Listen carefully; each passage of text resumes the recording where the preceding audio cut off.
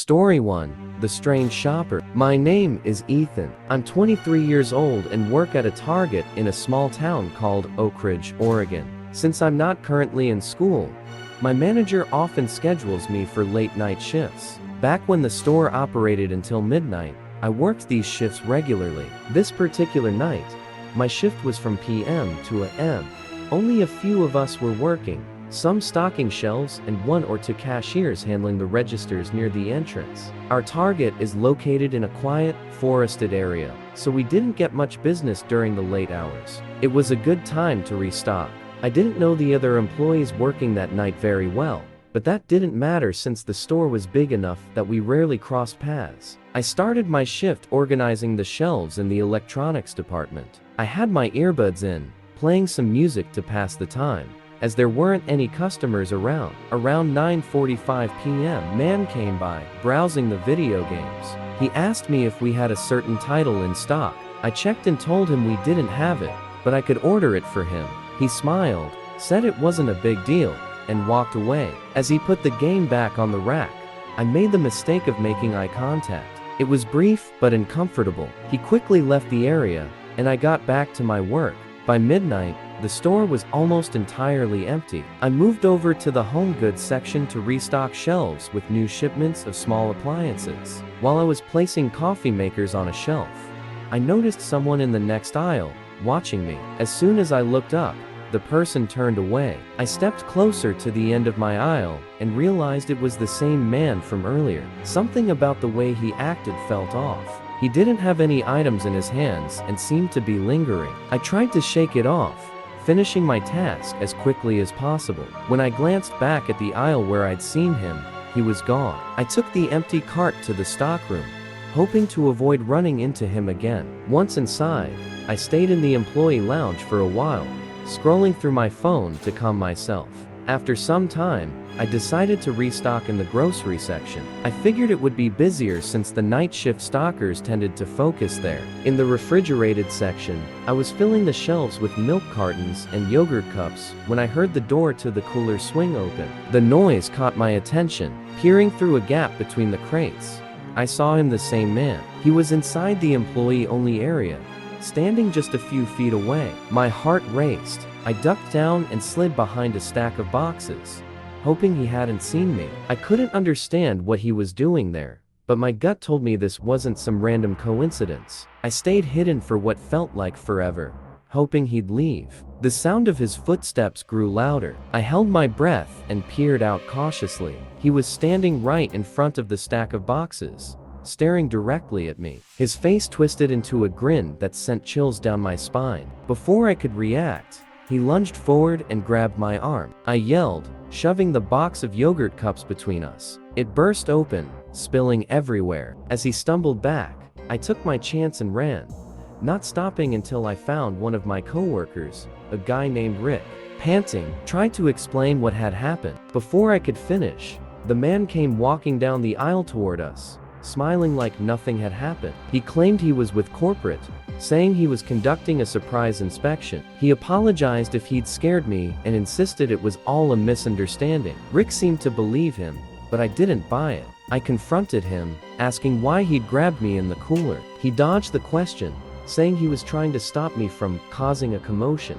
Then, he casually told me to get back to work and walked off. Before he disappeared, I called out, "What's your name?" He turned back with a grin and said, "Mark." The next day, I reported everything to my manager, Carla. She checked the security footage and confirmed that the man had no reason to be in the cooler and had been wandering the store for hours. When we contacted corporate, they confirmed no one named Mark was sent to inspect the store. A police report was filed, but the man was never caught. After that, Carla agreed to move me to earlier shifts. I still work at Target, but I avoid staying late whenever possible. Story 2. The Rogue Shopper. It was a chilly Thursday night in early January, and the electronics store in Millbridge had extended its hours for the post-holiday sale. The store buzzed with activity as people hunted for deals, but I had my eyes set on one thing, a new tablet I'd been saving up for. By the time I arrived, it was already 10 p.m., and the store was winding down. the crowd thinning out. I headed straight to the tablet section and was relieved to see the exact model I wanted sitting on the shelf, the very last one. I picked it up, examining the box to ensure it was undamaged. As I turned to leave, a tall, disheveled man appeared beside me. His clothes were dirty and wrinkled, his hair unkempt, and the sharp smell of alcohol lingered around him. "Hey," he said gruffly, gesturing toward the box in my hands. "I need that. My kid's been asking for one of those, and I missed the sale earlier." I hesitated, uncomfortable under his intense gaze. "I'm sorry," I said politely, "but this is the last one, and I've been saving for it." His expression darkened immediately. "You don't need it as much as I do," he barked, his voice rising. "Don't be selfish. Just hand it over." Feeling uneasy, I took a step back.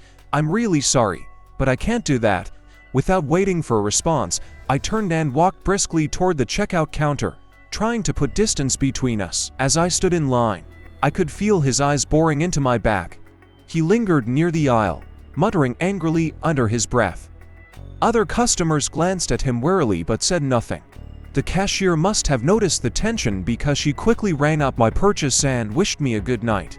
I forced a smile, grabbed the bag, and hurried out of the store. The cold night air hit me as I stepped outside, but it did little to calm my nerves. I scanned the parking lot, half expecting the man to follow me, but I didn't see him. Still, I couldn't shake the feeling of being watched. When I got home, the house was quiet and still. My sister, Layla, had gone to bed early, and our parents were out of town for the weekend. Relieved to be back in the safety of my home, I decided to set up the tablet in the study, which was located at the back of the house. As I unboxed it, the motion-activated security light in the garden suddenly flicked on, flooding the backyard with light. My heart skipped a beat. I stood up and peered out the window, but all I could see were the swaying shadows of the trees. Telling myself it was probably a stray cat, I locked the back door and returned to the study. Minutes later, my phone buzzed with a notification from the front door camera. A chill ran down my spine as I opened the app. Standing on the porch, pacing back and forth, was the man from the store. He was muttering to himself, his hands fidgeting nervously. My stomach dropped. What was he doing here? How had he even found my house? Before I could react, he stepped closer to the door and began pounding on it. "Open up," he shouted, his voice slurred but aggressive. The sound echoed through the quiet house, loud enough to wake Layla. She came downstairs, her face pale with worry. "Who is that?" she whispered. I motioned for her to stay quiet as I grabbed my phone and dialed the police. "Someone's trying to break into my house," I said, keeping my voice low as I described the man and the situation. The operator assured me that officers were on their way.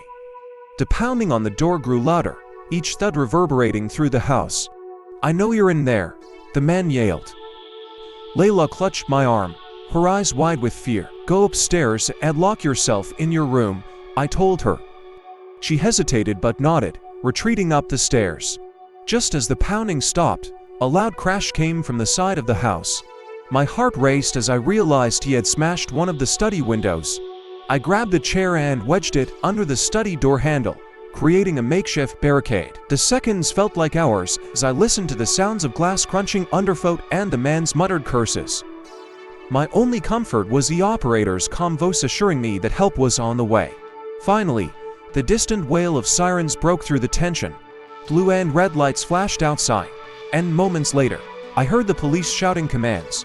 I stayed put until an officer knocked on the door and announced it was safe to come out. They found the man hiding in the garden, trying to force open the back door. He was arrested, still ranting about how I stole the tablet from him. Later, the police informed me that he was intoxicated and likely suffering from mental health issues. They assured me he wouldn't be bothering us again. That night, I learned how quickly a seemingly ordinary trip to buy a gadget could take a horrifying turn. Even in the safety of your own home, vigilance is essential. Story 3. The Laugh in the Aisles. Working the night shift at a 24-hour grocery store on weekends was my second job while finishing up college. I needed the extra cash to cover tuition and bills, so I took on whatever hours I could get. My usual shift was from 10 p.m. to 6 a.m., but on busier nights, it stretched to 7 a.m. One night in early April 2017, something happened that I'll never forget. I was organizing shelves in the frozen foods aisle, restocking bags of peas, when I caught a glimpse of someone walking past the end of the aisle. It wasn't unusual to see a customer at that hour, but something about this person caught my attention. Most late-night shoppers wore casual clothes, but this figure was dressed entirely in black coat, black pants, even black gloves. Curious and slightly unnerved, I stepped out of the aisle to get a better look, but there was no one there. I glanced down the nearby aisles, but they were all empty. The store was quiet, with only two other workers on the clock that night: Luis, who was in the produce section, and Carla, who was manning the checkout counter near the entrance. They were wearing the same green and yellow staff uniforms I was. Trying to shake off the unease, I returned to stocking shelves. Just as I placed the last bag of peas, a loud crash echoed from the back of the store, startling me. I rushed toward the sound and found a stack of soup cans scattered across the floor near the pantry section. The shelf they'd been on was sturdy and undamaged, which meant someone or something had to have pushed them off. Feeling more uneasy, I decided to find Luis or Carla. As I walked through the store, the faintest sound reached my ears: a soft, high-pitched laugh. It sent chills down my spine. I followed the sound to one of the snack aisles and froze. At the far end stood the man in black. His back was to me, but his head was tilted unnaturally, just enough to reveal part of his face. Before I could say anything, he darted into the next aisle, moving far too quickly for someone just wandering the store. My pulse raced as I debated whether to follow him or find the others. I chose to find help. As I searched for Luis and Carla, I kept hearing that unsettling laugh and the sound of hurried footsteps. It felt like the man was circling me, deliberately keeping me on edge. I finally found Luis near the deli counter and told him what I'd seen. He said he hadn't noticed anyone unusual but agreed to help me look. Carla, however, was nowhere to be found. I excused myself to use the staff restroom tucked away in the stockroom at the rear of the building. I had been holding it in for hours, and the adrenaline was doing a number on my bladder. The restroom was small, with a single stall and a flickering fluorescent light. As I sat down, trying to collect myself, the restroom door creaked open. "Luis," I called out. No answer. Then I heard that awful laugh, closer this time. A shadow passed under the stall door, and suddenly, I saw an eye cold, unblinking peering at me through the crack. A whisper followed, low and incoherent, like a voice from a nightmare. Panic surged through me. I kicked the stall door open and sprinted out of the restroom, not daring to look back. I found Luis and Carla in the break room and demanded that we leave the store immediately. We called the police and waited in the parking lot until they arrived. The officers searched the building from top to bottom, but found no sign of the man in black. To this day, I don't know who or what that figure was, but I'll never forget that single, terrifying eye staring at me through the stall door.